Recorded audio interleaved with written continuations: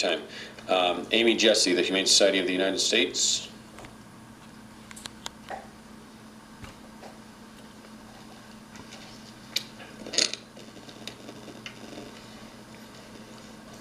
Good morning, Chairman and members of the committee. My name is Amy Jesse, and I am a Public Policy Director with the Humane Society of the United States. I work on this issue across the country, and I've helped defeat similar bills in Florida and Georgia earlier this year, and Tennessee and Illinois last year. In every state, these bills are the same. They're all about preemption. That's it. This is an industry asking the state to protect itself and its puppy mill supply. That's what it's about. 5916 simply exists to mislead. That bill places no meaningful regulations on this industry. All it does is strip localities of their right to regulate pet stores and protect consumers. The provisions of 5916 are weak in two ways. They allow pet stores to source from completely unregulated breeders. Somehow that's missed in this conversation.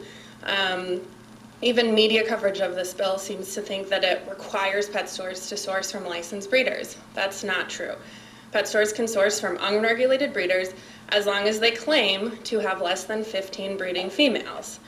Well, those are out-of-state breeders, so again, all they have to do is claim to have less than 15 breeding females. They don't actually have to have less than that number.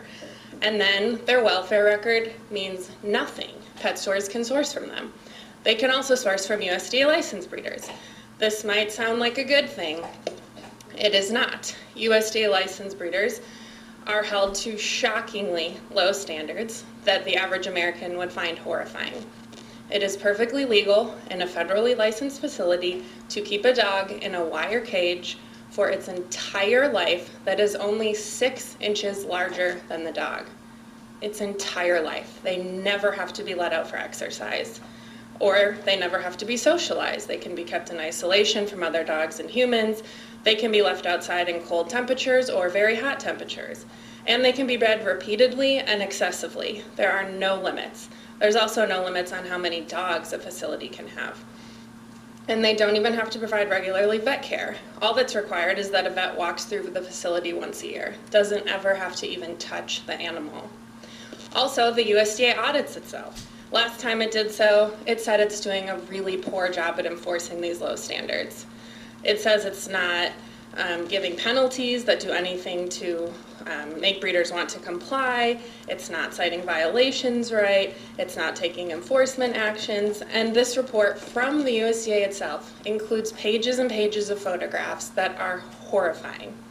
On its website, the USDA is really honest about its role. It says we do not certify establishments, and a USDA license is not a seal of approval. Recently, the USDA has taken steps to go backwards on this issue, which is shocking. I didn't really know that that was possible until recently. Now the USDA redacts all information from reports protecting those who abuse animals. The USDA recently announced it's going to start announcing inspections. Up until recently, it was unannounced inspections. Now they're going to give breeders a heads up that they're coming, allowing them to correct violations or maybe even hide a sick or injured dog in a closet somewhere away from the inspector. Recently, the USDA admitted to my colleague, who works closely with them to try to convince them to do a better job. They recently admitted to her that they have not revoked a license in over a year, despite overwhelming evidence of hundreds of facilities with horrible cruelty and violations of the law. They also recently announced they might allow third-party inspections. This would result in a largely self-regulated industry. So that's the USDA for you. Moving on, HB5917 is completely unenforceable. Michigan authorities have no way of knowing if a breeder has 15 breeding females or not. Also has no way of knowing what the violations are on the USDA inspection reports, because those are no longer available to the public, nor to the pet stores, nor to enforcement agents. Now we have this sub-bill that I was recently able to look at. It says that pet stores have to give an unredacted, just the most recent, unredacted USDA inspection report to a consumer before they purchase a puppy. To a consumer, not to an enforcement agent. So this doesn't help with enforcement. It also only requires one report. The breeders, that's who these pet stores would have to get it from because they're the only ones with unredacted reports. The breeders certainly have an incentive to send only a clean report. They have a financial working relationship with the pet stores. They'll send one, it'll be clean. Here's a huge problem with that. One, this law, the sourcing provisions in this law, don't just include one inspection report. This is supposed to go back years. So it doesn't help a customer know that they're following the law. It also says very little about the facility. In fact, the absolute worst citation that someone could get from the USDA is a direct citation.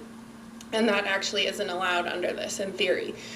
What happens with a direct violation, which means that the dog is suffering in front of the inspector, they'll come back 2 weeks later, 2, 3, 4 weeks later, and that breeder has to fix that problem. The problem with this language is that then they get a clean inspection report, simply because they fixed a problem. So the most recent inspection report for some of the worst breeders with the worst violations will have a clean inspection report to give to a consumer. Very, very misleading. So no, the sub-bill does not correct this issue. Basically what this is about is protecting a pet store industry, and not even all pet stores, the very small minority of pet stores that choose to still sell puppies, even though this is an outdated and socially unacceptable business model. Last year, according to the pet industry, Americans spent $69 billion on their pets.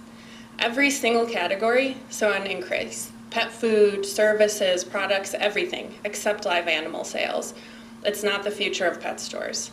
So rather than relying on this outdated model that includes selling puppies from inhumane commercial breeding facilities, which is the only place they can source from to fill their cages, these pet stores would be smart to convert to a more humane model. That's where the money is.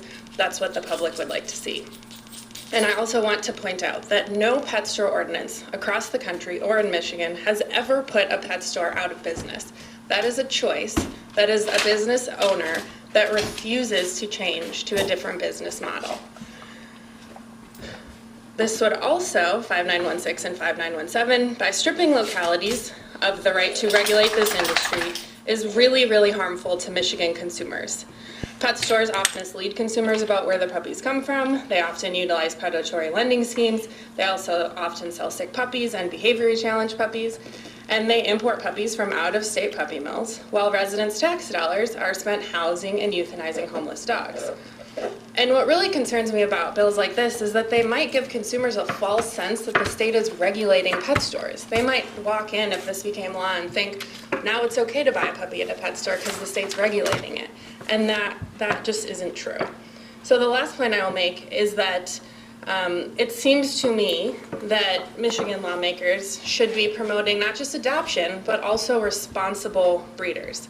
Responsible breeders care deeply for their animals, and they only sell directly to the public, never ever through pet stores. In fact, 96% of breed clubs recognized by the AKC have in their codes of ethics that breeders should not sell to pet stores. When buying from a responsible breeder, one gets to see the conditions of the animals. They get to ask the breeders questions, and they get to bring home a puppy that is healthy and well socialized, because that puppy goes from one family to another, rather than from a small cage in a puppy mill to a small cage in a transport vehicle to a small cage in a pet store, and then to a family. And I know this point's been made, but of course Michigan shelters and rescues are full of healthy adoptable dogs of all sizes, breeds, and temperaments. In sum, this places Michigan squarely on the wrong side of this issue and does not reflect the morals and values of the pet-loving population of Michigan. Thank you. Thank you. Covered a lot of points there, some of which we cannot have jurisdiction over, certainly in this committee. Representative Sabo, though, had a question for you. Thank you, Mr. Chair. Actually, it was going to be a question, but then you kind of started to answer the whole thing for me. So I'm just going to make a comment instead. I guess it was probably about 20 years ago or so. I decided that I wanted a purebred dog, and I saw an ad in the paper for the dog that I was looking for, a Rottweiler, by the way, and she was an awesome dog too. But I saw an ad in the paper, and I went to the place where this dog was being advertised at, and it was a very clean facility, and or at least it seemed like it to me. I was provided with all the paperwork that I would, as a consumer, I would have expected to receive as far as vet paperwork goes, the AKC paperwork, everything seemed to be in line. So that was going to be my question, was that a bad thing that I did? But it sounds like it was okay. And no pressure, yeah. And, you know, so... Does Representative Sabo need to go to confession on his way yeah, home? you know, that's what I was beginning to wonder. But I'm glad to hear that because it was, in my opinion, it was kind of it was a consumer choice. I mean, I could have easily have went there, looked around, and said, you know, I don't like this. This is not good. And walked away and looked for the next ad in the newspaper. So, and I didn't have to have the government telling me, you know, that this is where I had to buy my dogs from or anything else. It was really up to me to make the decision for me. So I appreciate that. Thank you. Yeah, and I think that raises an important point that, you know, consumers can still make those conscious decisions for themselves. You know, they can still seek out whatever option is what works for them. You know, and I think that, to your point, you receive paperwork, AKC accreditation, all these other things. You could still do that going to a licensed pet store to, you know, review the conditions there and make a determination as to the ethics that they operate under as well. So I think that is not prohibited under the bill either. So, thank you. Any other committee members with questions? All right. Thank you for your testimony. Appreciate it. Thank you.